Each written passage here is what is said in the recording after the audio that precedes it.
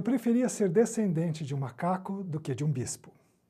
É o que teria dito o anatomista Thomas Huxley durante seu debate com Samuel Wilberforce, bispo de Oxford, durante o encontro da British Association em Oxford em 30 de junho de 1860.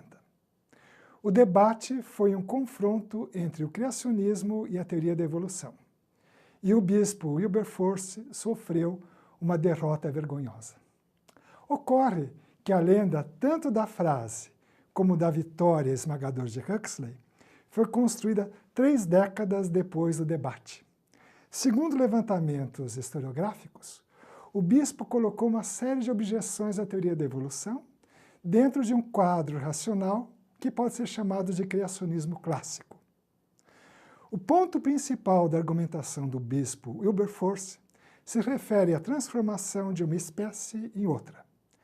Wilberforce aponta a ausência no registro geológico de qualquer caso de uma espécie se transformando em outra.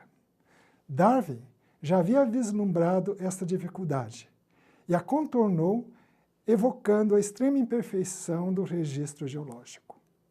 Contudo, o cerne do raciocínio de Wilberforce está na suposição da fixidez das espécies, o que decorre da adoção legítima de uma teoria de tipos fixos, comum a vários campos de pensamento daquela época. Dentro do cenário dos tipos fixos, uma herança do aristotelismo, não se podia pensar em origem das espécies de um modo gradual, como exigida pela pressão evolutiva da seleção natural. Já o surgimento abrupto de espécies do criacionismo clássico é consistente com os tipos fixos. Uma objeção de Wilberforce à teoria da evolução é que as pressões seletivas teriam efeito sobre as espécies no sentido de promover a sua extinção, mas não poderiam ser a causa da transformação de uma espécie em outra. O próprio Darwin reconhecia essa dificuldade de sua teoria. Faltava, na época de Darwin, uma fundamentação da definição de espécies em termos de genes e o processo de mutação transformando os próprios genes. Já o criacionismo clássico era compatível com a química do século XIX, que desde Lavoisier, no século XVIII, havia rejeitado a ideia de transmutação de um elemento em outra, apregoada pelos alquimistas. Os elementos da química do século XIX são fixos como os tipos aristotélicos e as espécies do criacionismo. A noção de transmutação de elementos só retornaria em 1901, com a descoberta por Frederick Soddy e Ernst Rutherford de que o tório se transformava em rádio. Outra objeção de Wilberforce era que não havia evidência ao longo da história humana do desenvolvimento de novas espécies. Atualmente, se conhecem essas evidências, mas não eram claras na época do debate. Darwin já havia percebido que o lento processo de especiação da sua teoria da evolução demandava muitos milhões de anos. No século XIX, os geólogos já haviam estimado que as formações geológicas, em geral, tinham vários milhões de anos.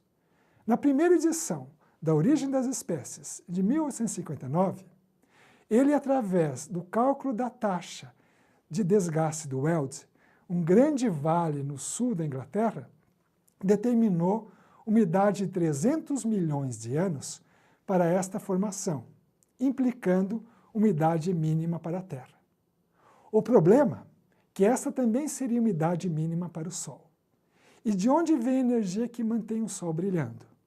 Na época da publicação da Origem das Espécies, William Thomson, que depois se tornaria Lord Kelvin, atacou violentamente a estimativa de 300 milhões de anos para o desnudamento do Weald. A ciência da termodinâmica, da qual ele era uma das maiores figuras, estimava uma idade de 20 milhões de anos para o Sol, graças à conversão de energia gravitacional em calor. A energia gravitacional poderia vir tanto da queda de meteoros sobre o Sol, como da lenta contração do Sol. A fúria de Kelvin contra Darwin foi tão devastadora que Darwin eliminou o cálculo da idade do Weld nas edições posteriores da Origem das Espécies.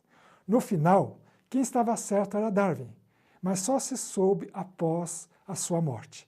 A física do século XIX é que estava incompleta.